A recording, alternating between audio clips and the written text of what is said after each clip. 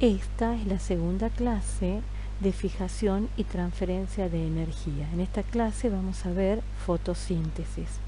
Es probable, chicos, que en esta clase, en esta presentación, ustedes encuentren un repertorio de diapositivas más acotado del que van a encontrar en la versión PDF. Esto es por cuestiones de espacio para evitar que el archivo se haga muy pesado para subirlo a la plataforma.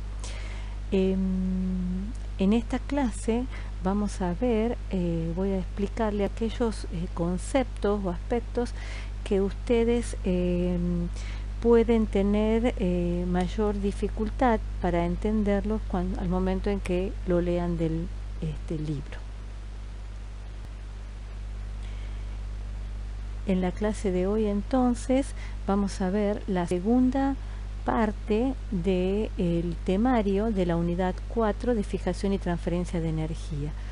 En este caso vamos a estudiar el proceso de fotosíntesis, es decir, el proceso de fijación completo, incluida la fotosíntesis, y vamos a ver una organela en particular que es el cloroplasto. Además vamos a ver al final un proceso que involucra también a peroxisomas. ¿Se acuerdan que en la clase anterior habíamos visto? Esta diapositiva la tomé de la clase anterior. Recuerdan que habíamos visto que el flujo de energía en los ecosistemas entra como energía a los ecosistemas, la energía ingresa como una radiación electromagnética, ¿sí? Y luego dentro de los ecosistemas circula en forma de energía contenida en los enlaces químicos. ¿Quiénes son los responsables de hacer ingresar o de tomar la energía lumínica, ¿no es cierto?, para incorporarla a los enlaces químicos de las moléculas de carbono? Son los organismos fijadores y el proceso se denomina fotosíntesis. Pueden ser, ¿no es cierto?, plantas o algas, es decir, pueden ser organismos eucariotas, fotosintetizadores, o también algunos procariotas también son fotosintetizadores. ¿Qué tienen en común? Independientemente del tipo de célula, ¿no es cierto?, es que poseen alguna membrana especializada en donde se encuentran incorporados pigmentos que son capaces de tomar esa radiación electromagnética. Pero vamos a ver que estos pigmentos están en estas membranas, pero además están organizados en unas estructuras especializadas que se llaman fotosistemas. ¿Qué tienen en común entonces todos los organismos fijadores? Que son capaces de tomar la energía lumínica, que es una radiación electromagnética, ¿sí?, y transformarla en energía química, es decir, generar nuevos enlaces en moléculas orgánicas a partir de carbono inorgánico.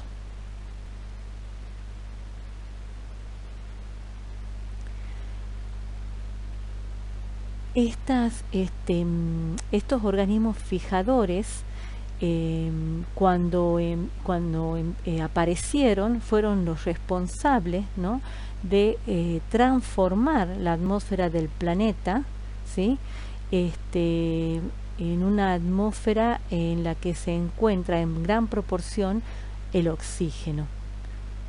Y esto ha posibilitado que aparecieran, ¿no es cierto?, en esta historia evolutiva de nuestro planeta, los organismos heterótrofos. Bien, como les decía entonces, organismos fijadores pueden ser plantas, algas y algunos procariotas. ¿Qué tienen en común? Que son capaces de captar energía. Cuando decimos que captan una radiación electromagnética, captan fotones, ¿sí? Y esos fotones sirven o son utilizados para generar energía química. Los primeros que se genera son intermediarios de alta energía como es ATP o NADP reducido, que van a ser luego utilizados, ¿sí?, para reducir el carbono inorgánico e incorporándolo en moléculas orgánicas. Bien, el proceso entonces se llama fotosíntesis, esto ya lo hemos visto, esta es la ecuación general.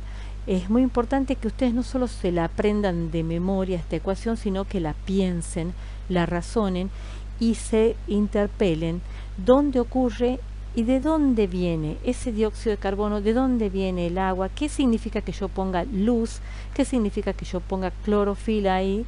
Y una vez que terminemos la clase, ustedes cuando vean esa palabra clorofila, no solamente van a pensar en la molécula exclusiva del pigmento, sino en toda la organización que tiene la membrana que contiene al pigmento, es decir, toda la organización de los fotosistemas que vamos a ver a continuación. Cuando ustedes ven hay carbono 6, hidrógeno 12, oxígeno 6, no solamente, aunque está representada ahí la glucosa, sabemos que no solamente el producto final va a ser la glucosa, sino va a ser un intermediario orgánico que va a servir para la síntesis de glucosa y también para otras moléculas orgánicas. Y el oxígeno que está puesto ahí con una flechita, ustedes después tienen que pensarlo, dónde se produce y qué destino tiene ese oxígeno. Y cómo es que ese oxígeno después aparece en la atmósfera. Entonces, ahora lo ven como una simple ecuación química, pero al final de la clase, al final del tema, cuando ustedes terminen de entender el tema, cada actor, si se quiere, de esta ecuación química está representando algo más, ¿no es cierto? Y tiene que ser un concepto que ustedes tienen que entenderlo más completo. Y cuando ustedes empiecen a desarrollar el tema en el examen, el tema de fotosíntesis, pueden empezar con esta ecuación y a partir de él empezar a desglosar cada uno de los componentes de la misma, de dónde vienen, dónde se encuentra, dónde va a ocurrir. Bien, ahora, esta ecuación química representa la ecuación del proceso de la fotosíntesis cuando es utilizada el agua como la molécula que va a entregar los electrones en el proceso. Esto ya lo vamos a ver con más detalle en el transcurso de la clase. Cuando el agua es la que participa, finalmente lo que se produce como un subproducto es el oxígeno. En este caso hablamos de fotosíntesis oxigénica. Es el caso del proceso de la fotosíntesis cuando ocurre en cianobacterias, en algas y en las plantas. En cambio, si el proceso el proceso de fijación no utiliza el agua y utiliza, por ejemplo, otra fuente de electrón como puede ser el azufre o el ácido sulfídrico, ¿sí? No se va a producir oxígeno y entonces se habla de fotosíntesis anoxigénica. Bien, vamos a estudiar la fotosíntesis contextualizada en el cuerpo del vegetal, ¿sí?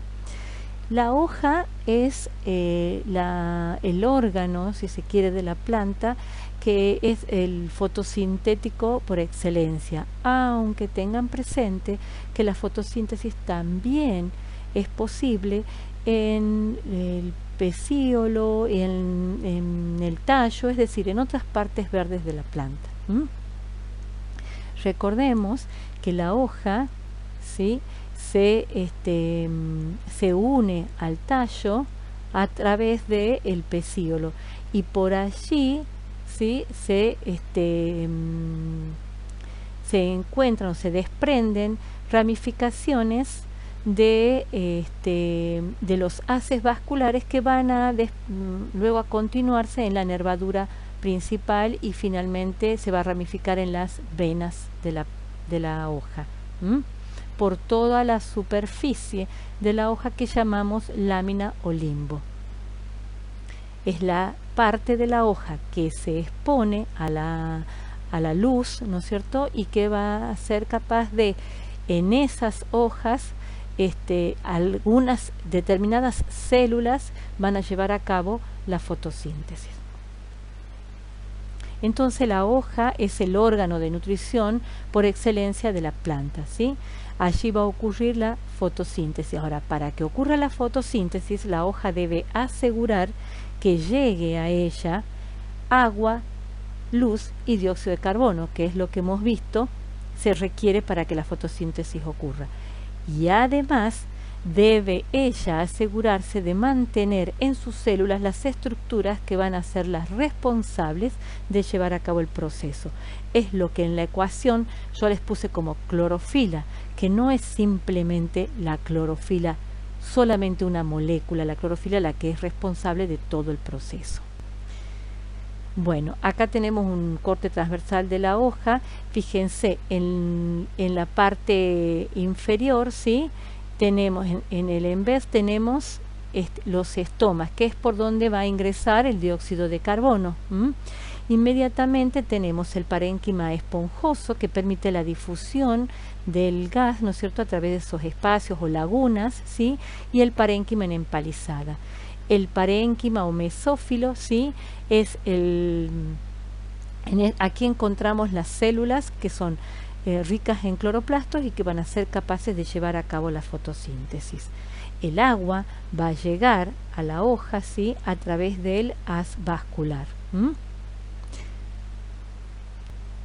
Entonces, como les había dicho, los cloroplastos, que son las organelas más abundantes en las células del mesófilo, ¿sí?, vistos al microscopio óptico, lo ven como muestra la fotografía en el extremo superior izquierdo de la lámina.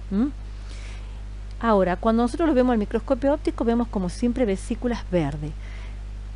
El impulso es pensar que tenemos vesículas en donde que contiene, ¿no es cierto?, un pigmento en solución, pero visto al microscopio electrónico, tal cual se observa en la fotografía del microscopio electrónico de transmisión en la lámina en el extremo inferior izquierdo, ¿sí?, estas no son simples vesículas con pigmento. El pigmento está incorporado, ¿sí?, a membranas que están dentro de estas organelas.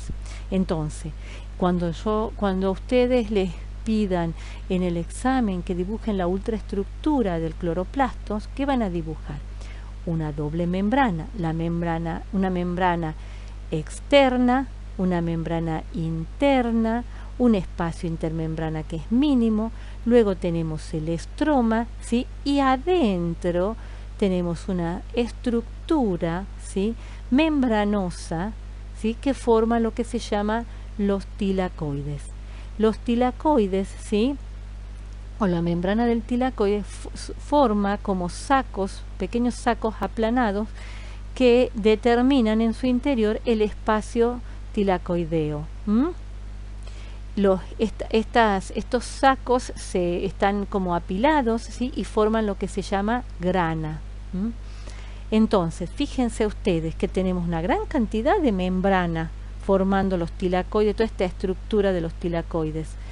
Aquí, entonces, ya de acuerdo al concepto que yo les había destacado en la clase pasada, si tenemos gran cantidad de membrana, quiere decir que es esa membrana la especializada y la responsable de algún proceso muy importante. En este caso, ¿sí?, en esta membrana, la membrana del tilacoide, es donde empieza, ¿sí?, el proceso de la fotosíntesis.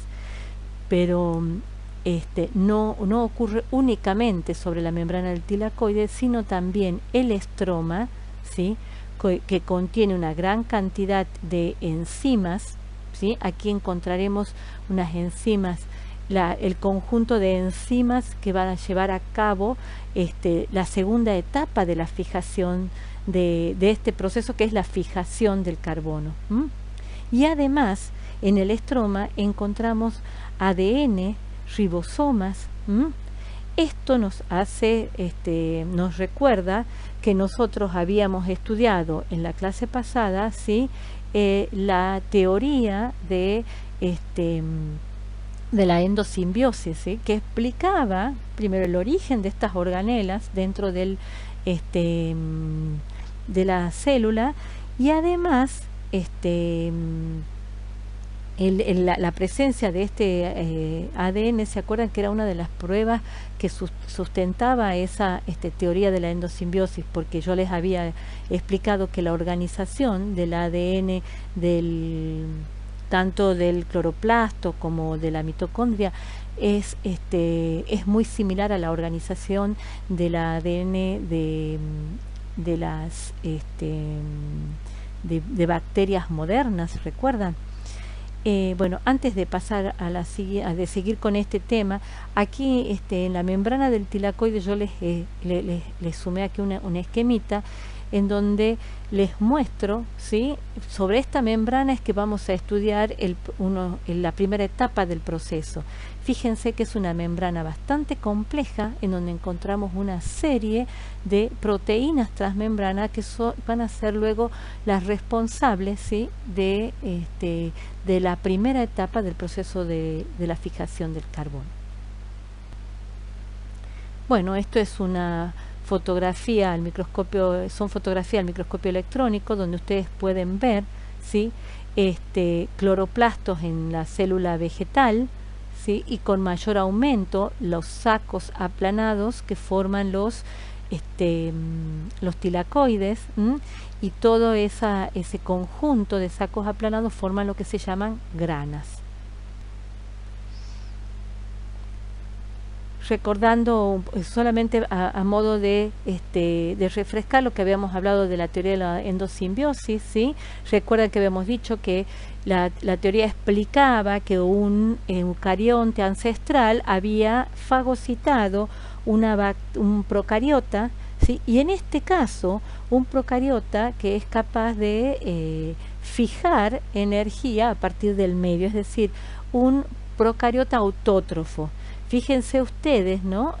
La ventaja que le ha conferido a ese eucarionte que fagocitó y que decidió entre comillas, pero que la célula de alguna manera censó la ventaja que le significaba mantenerlo al procariota, autótrofo, en su interior, ¿no es cierto? Y crear esta simbiosis en vez de digerirlo. Y fue tan ventajoso que, por supuesto, ha ido evolucionando hasta nuestros días. Bueno, esto ya habíamos hablado de que la membrana plasmática de ese eucarionte, ¿no es cierto?, de la célula hospedadora, termina siendo la membrana externa de nuestra organela. Y en este caso, la membrana plasmática de la propia bacteria termina invaginándose y formando las membranas tilacoides.